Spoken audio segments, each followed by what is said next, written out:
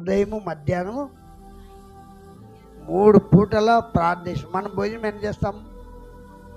3 పూటలు తింటేనే బాగుంటాం. మరి ఆత్మ బలంగా ఉండాలంటే మనం ఎన్నిసార్లు ప్రార్థన చేయాలా? కనీసం చెప్పండి. శరీరానికి 3 మాటలు అన్నం తింటే ప్రార్థన ఎన్నిసార్లు చేయాలా? వచ్చి ప్రార్థన కూడా ఆత్మభావ స్తోత్రమైన మొక్కల నుంచి ప్రార్థన వస్తామని చెప్పే వాళ్ళకి లేకపోలేదు. రోజు వ్యక్తిగతంగా ప్రార్థన చేసుకోండి. వాక్యం బోధించి నేను కూడా ప్రశ్న వేసుకోవాలి. నేను 70 సంవత్సరాన్ని మోకాలు ఉంచుకోకపోతే నేను ప్రార్థన నాకు చేయనికి రాదు. మోకాలు ఉంచితేనే నాకు ప్రార్థన చేయడానికి దేవుడు.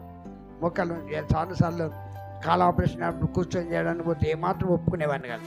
నా మనసు ఒప్పుకునేది కాదు. కానీ మోకాలు ఉంచి నాకు శక్తి లేకపోయినా మోకాలు ఉంచి ప్రార్థన చేయడం దేవుడు నాకు గొప్ప దీవెనగా ఇచ్చినాడు. అందుకని మీరు ఎన్నిసార్లు మొక్కలు వస్తే అన్నిసార్లు మీకు మంచిది.